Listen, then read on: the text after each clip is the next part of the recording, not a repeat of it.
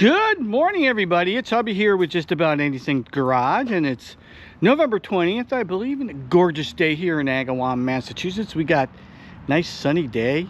Not terribly warm, yeah, right around 60 or so, so it isn't too bad for a fall day. But we're here today because we're gonna start on, wait for it, Big Bertha. All right. So we had some issues pop up for us.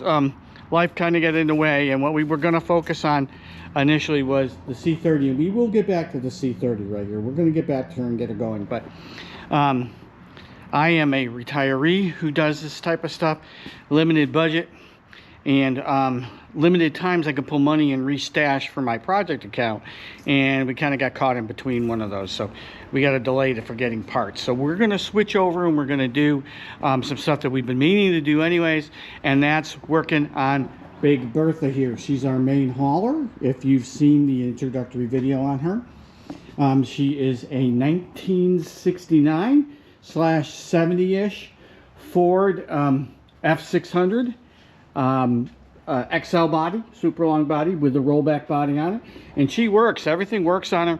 I mean, you know, a light out here or there, something like that. It needs a little bit of body work, just cleanup type of stuff. So what we decided to do is we want to get her deadly reliable. We want to get her on the road. She's going to be our main transport for a while we're working on the C30 to go ahead and get her going. But she's got certain issues that we do need to address on her, and we're going to talk about those. This is going to be the introductory video for that, and we're going to start to go ahead and work on them. She's got a Ford 390 in her, and it runs pretty well, although we'll probably, I'm thinking that we might upgrade her to fuel injection because I want her deadly reliable where you just touch the key. Right now she can be a little cranky on starting, so we don't want that to get in the way of that. But otherwise, she's very rust free. Let's go ahead and take a look underneath her. She hasn't got, I mean, you can look at the frame rails in here. Let's turn on the light for you so you can see things. Very, very solid. She's got an air tank for running air stuff. It does not have a compressor pump, but that's going to get added.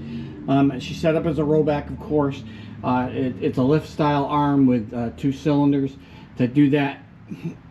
Ooh, excuse me. And she's got a solid bed and everything. Everything's there. She has all the lights that are associated with her that need to be there. That work. I'm going to step around here, come around so that we can see more of her. And I've been using her around the house right now, just for doing little things. She's got a hydraulic winch. She's got, of course, the hydraulic bed on her. Big dually wheels. She's got a toolbox right here. Works just fine. Get all the stuff for her to do that. We're in a real tight fit in the shop because she's pretty dang big. Let's go ahead and step up and take a look inside of her. She's a 4-speed with a 2-speed rear axle. Let's get all the accoutrements for this, and like I said, everything works on her. She just needs to be cleaned up and made reliable. We got little areas like this one right here that we need to fix for body work, and of course the paint's peeling, chipping. The horns aren't working, they're leaking, I think, leaking. I believe that the casting right here is on this one and the other one have cracks, so we'll have to put new air horns on that. But primarily the main things that we need to do with her aren't extensive, but let's go ahead and take a look at some of that stuff that we have to fix. Okay, we'll go through and we'll address engine type stuff because, like we said, we want her reliable. But one thing we do need to fix is, if you look under here, we have a broken shackle for connecting that there, so we got to get that off and put a new shackle piece in there, fix it, repair it, or make our own or something like that. So we're focusing on that, and you'll see that. We'll go ahead and we'll do that. We also have, I believe it's, let me see if I can't determine which side it is. Yeah, it's the other side because you can see it. If you look down at this wheel, how clean it is, and then look at that wheel over there, how dirty it is, and we'll go over there and take a look. What we got going is we have a axle seal leak for the rear end. So I was getting a little, oh, not going to slip that way. Got to go underneath. There we go. All right. Get down underneath here. You can see where it's all dirty and all crappy. And that's because the axle, the seal that's in here, because these axles go all the way attached to the wheels, is leaking. It's not a brake leak. It is most definitely differential fluid. So we're going to service the differential as well. He says that the 2-speed works, but it drops in and out, and that's a relay issue that we can do. And it's got a micro brake on the winch that he says drops in and out. So a lot of it's cleaning. Here are the cylinders for the push and push-pull of the deck and how it goes, and all the hydraulics underneath it to connect, and they're all solid lines. They're all in good shape. We do have some leaking, as you can see right here out of this. So we're going to go ahead and we're going to pull the hydraulic cylinders off because they're leaking right up at the seal point. You can see where they're dripping on both sides. And we'll go and we'll pull those off of the bed, and we'll have those rebuilt. We'll clean up everything. We'll make sure everything is nice and clean. So that's what we're going to do. We're gonna go ahead and pull these and have them rebuilt. We're going to go ahead and pull this off and put a new axle seal in it. We're going to go ahead and we're going to address that right there and get that repaired. And then we'll attack, you know, lights to make the lights durable. We'll check, make sure all the brakes are intact. They're air over, I believe, hydraulic air assist on them. And everything, like I was saying, everything works on her. We'll service the winch. We'll make sure that the winch works. We'll work on the micro brakes. We're going to re-put the posts on. I had to take them off in order to get in because they were too tall. The bubbles weren't working, but we'll go ahead and we'll address the bubbles. We get into the engine bay, and I'm sorry I cannot pop that for you right now because we are too far up, because she's a tight fit. Maybe I can. Let's see if I can reach her and make her pop open. Baby. There we go. There we go. Here we go. All right. Nice engine bay here. Lights still on. Good. Let you look in there. 340. Plenty of space. We'll clean up. We'll tune her up. Everything's doing. There's no water leaks or anything like that. As far as I know, the heat works and everything. So we're going to go through and we'll just kind of clean her all up and get her all going. And the plan will be to correct all those parts that we talked about. What we'll also do is we'll throw some paint on her.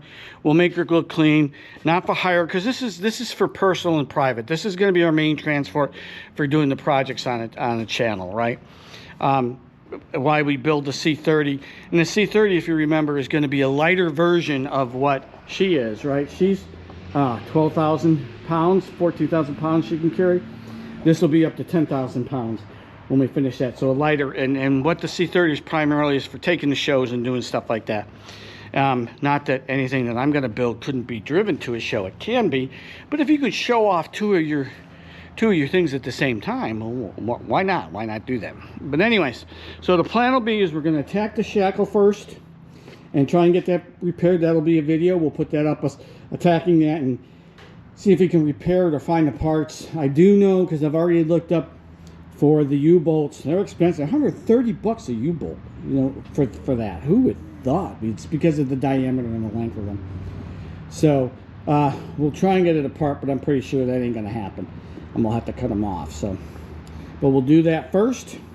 We'll then attack the seal, pull the wheels off, get it up in the air, pull the axles out, find the seal, get the seal, and then we'll go ahead and jack get a separation on the bed, get it up, get the hydraulics off of it, pull the hydraulics out, get them, send them off to be serviced, and get them repacked, get them reinstalled and up. And then we have then the primary repair stuff for that is done.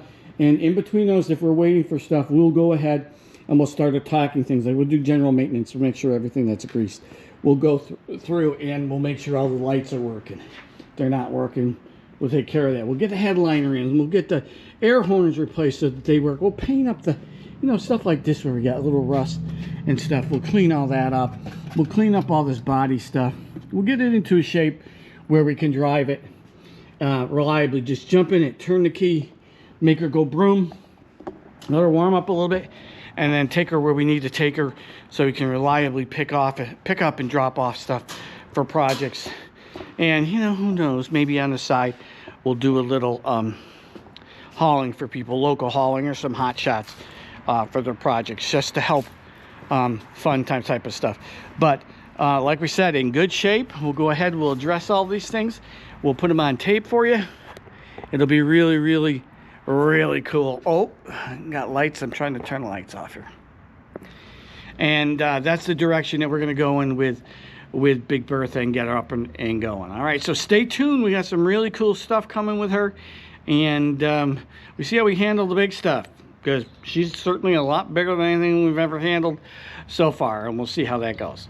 Anyways, I appreciate you guys hanging in or watching. This is the introductory video for that, and we have some really cool action coming for you. So we appreciate you guys. Do all that jazz for me, and I want to thank you for watching. We really appreciate you and your support of the channel. All right, so we'll be back with some good stuff. Thanks a lot.